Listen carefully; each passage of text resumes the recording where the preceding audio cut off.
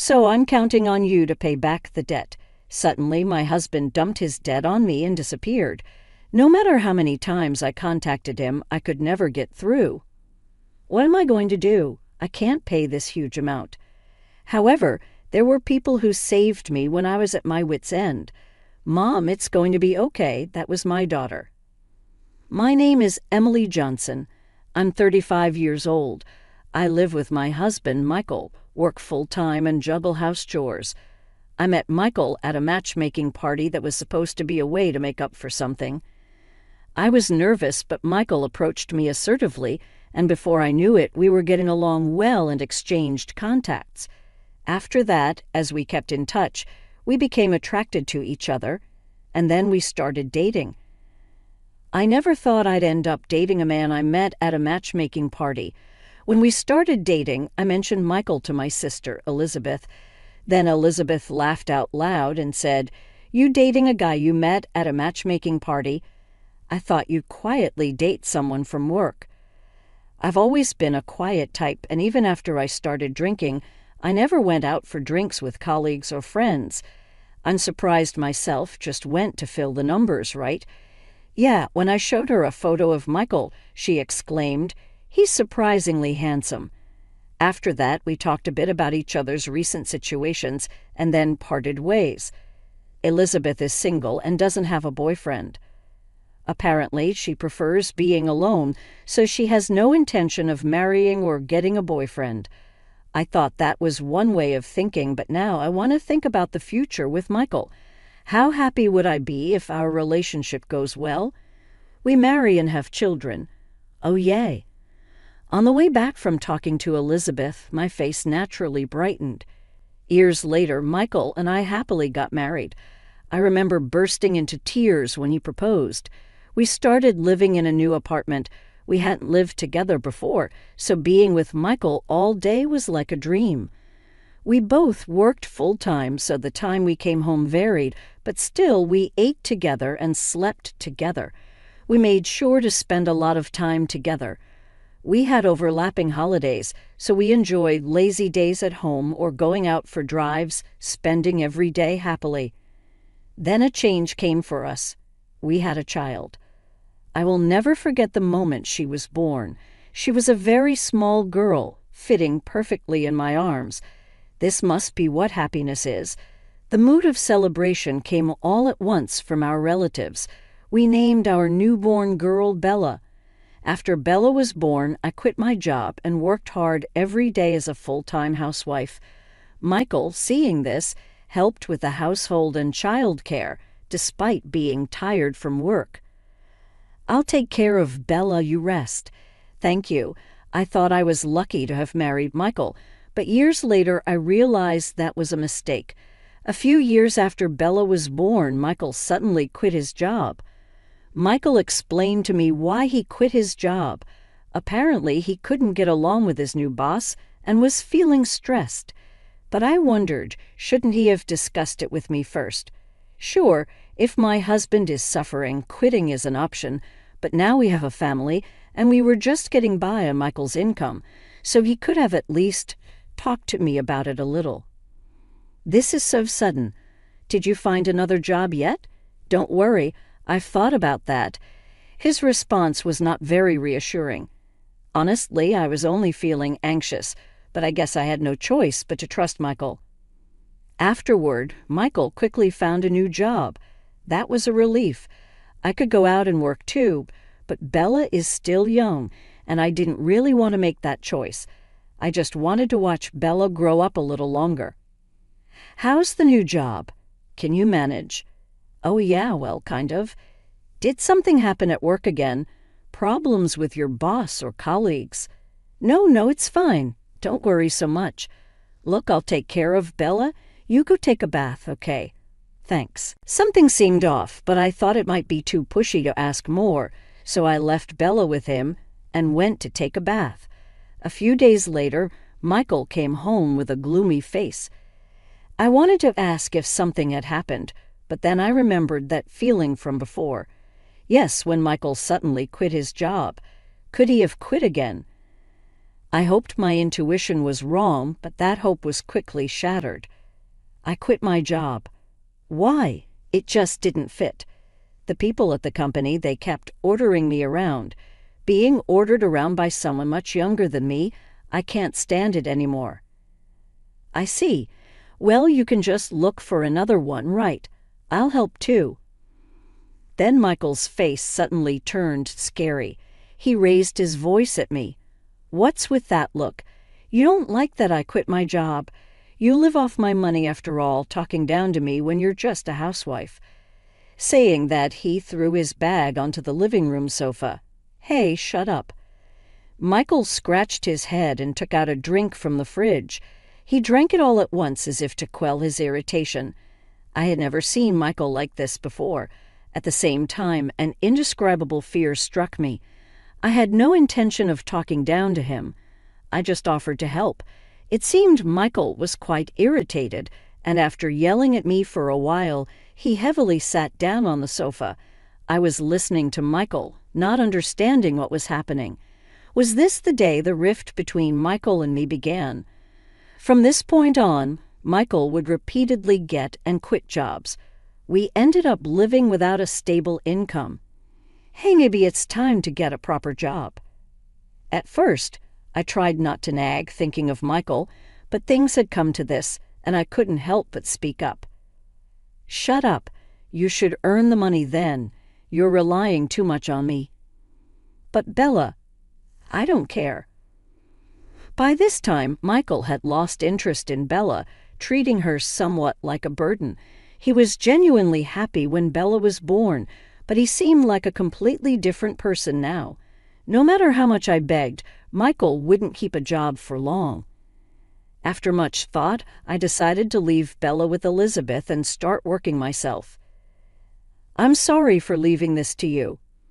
No problem at all. Let's have fun together, Bella. Sure, Bella had just started kindergarten, but I wasn't too worried. Part of it was because she was with Elizabeth, but Bella also seemed mature for her age. She would read newspapers and could even write stories with simple words. She was quiet and seemed wise beyond her years. Initially, I was honestly anxious. Would she be able to make friends? Could she communicate well with others besides me? However, it turned out there was no need for such worries as she did make friends.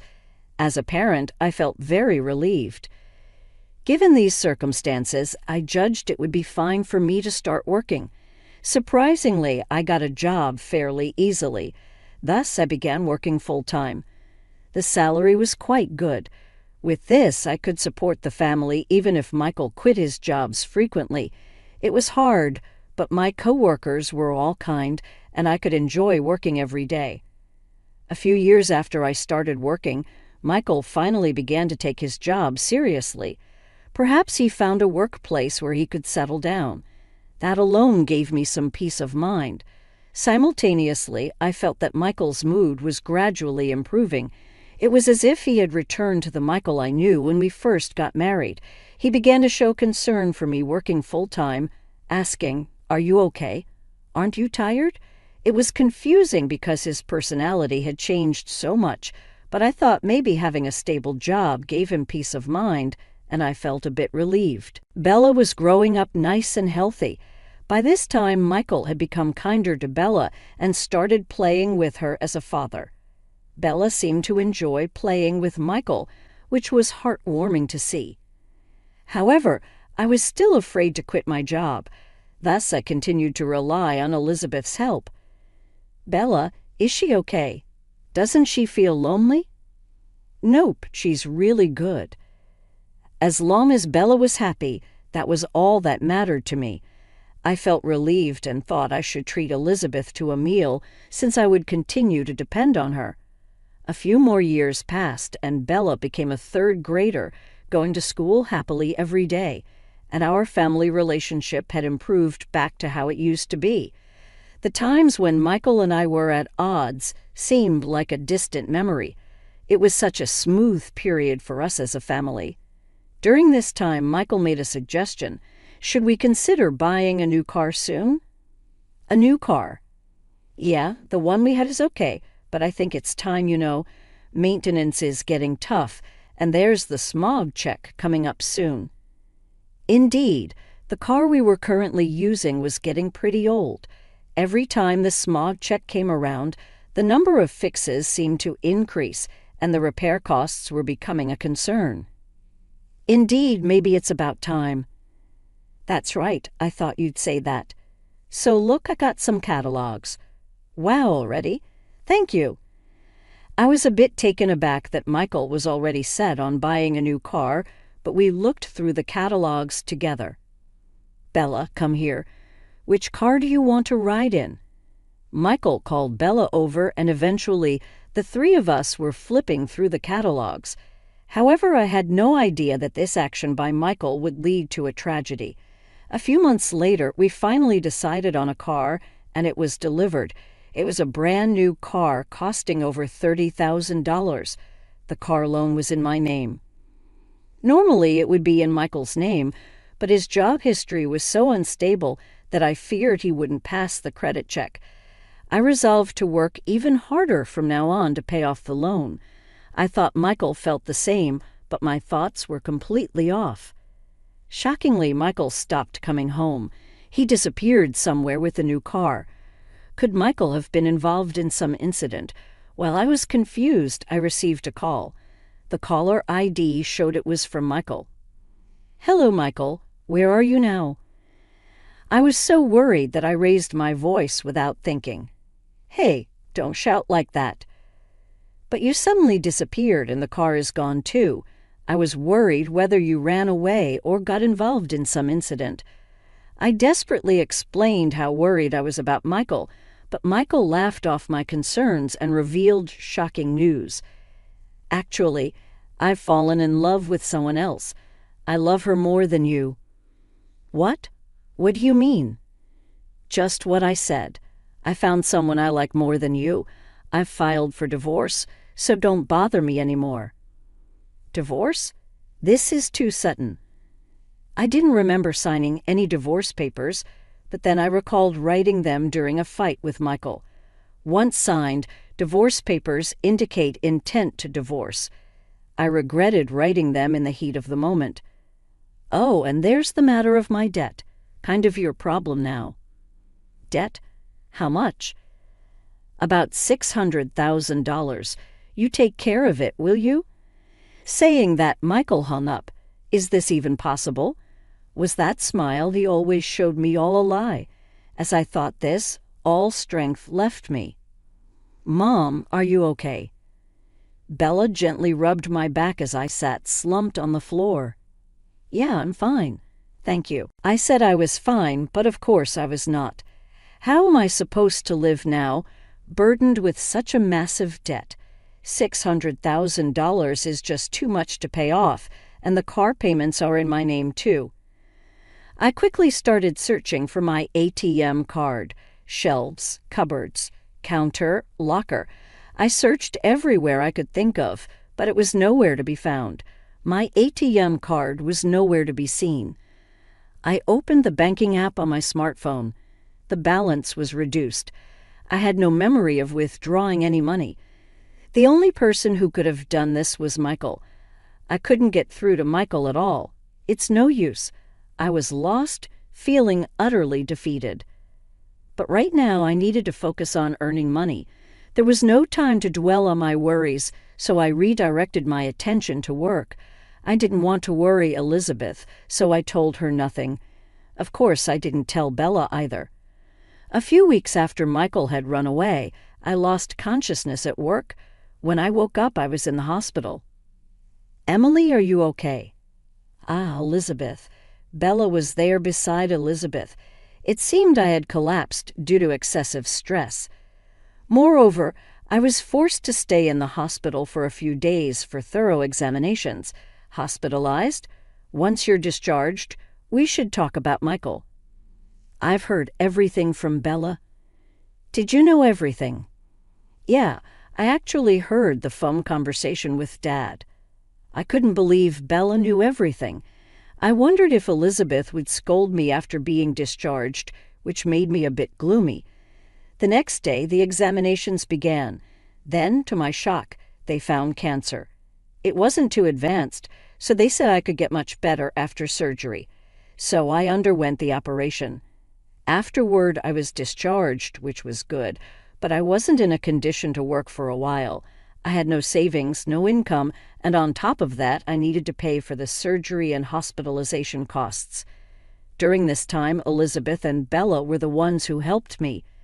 Bella had detailed to Elizabeth about my situation and what Michael had done. Hearing this, Elizabeth was furious. She wanted to find Michael and make him pay for the debt and alimony. However, Michael's whereabouts were unknown. "We don't know where Michael is. How can we claim anything?"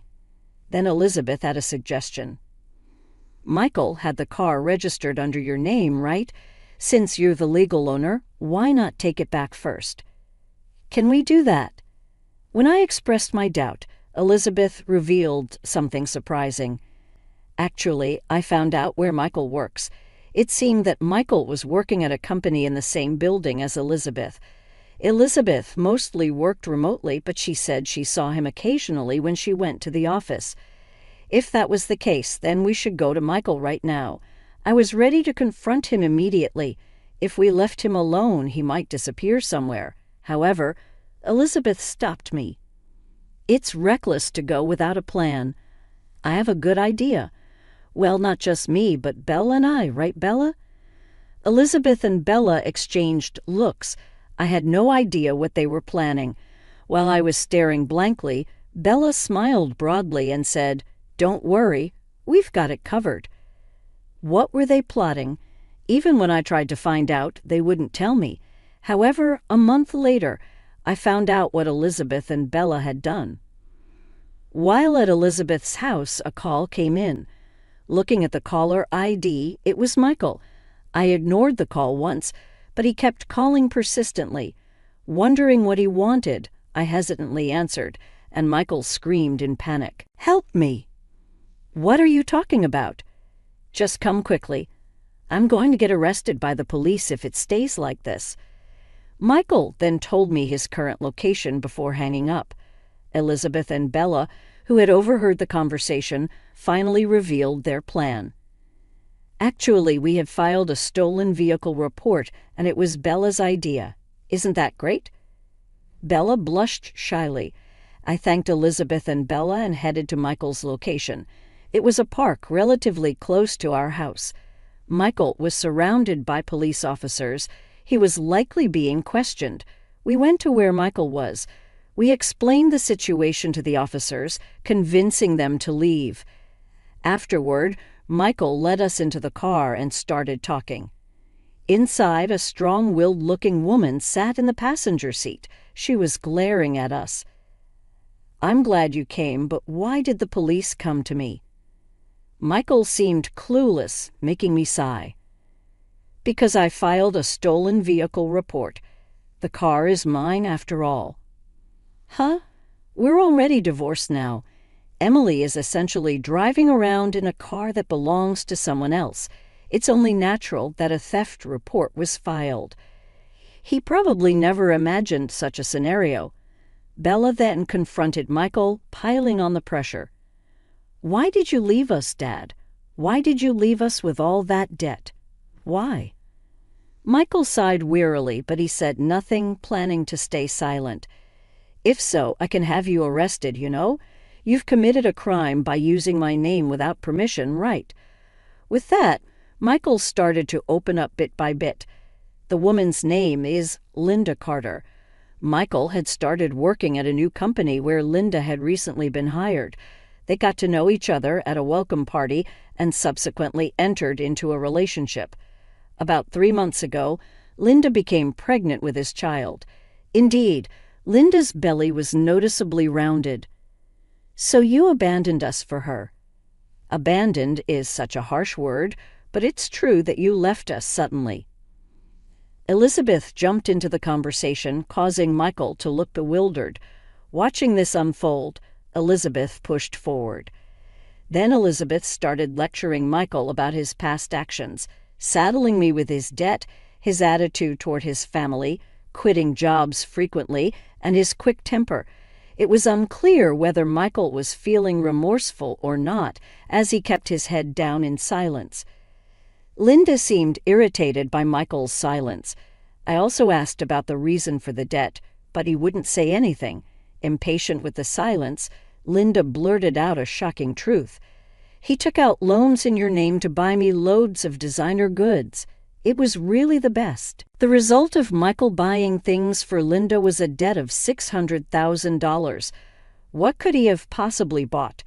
From the looks of it, he must have purchased several items worth millions of yen each. It was utterly ridiculous. However, what caught my attention was Linda revealing the reason for the debt.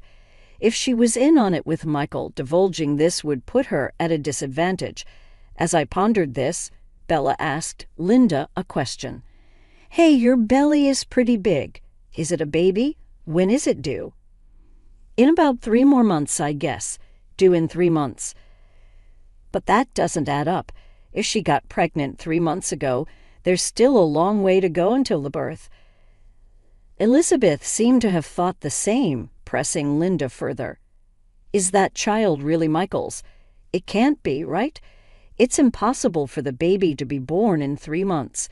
Whose child is it?" Elizabeth was direct and to the point.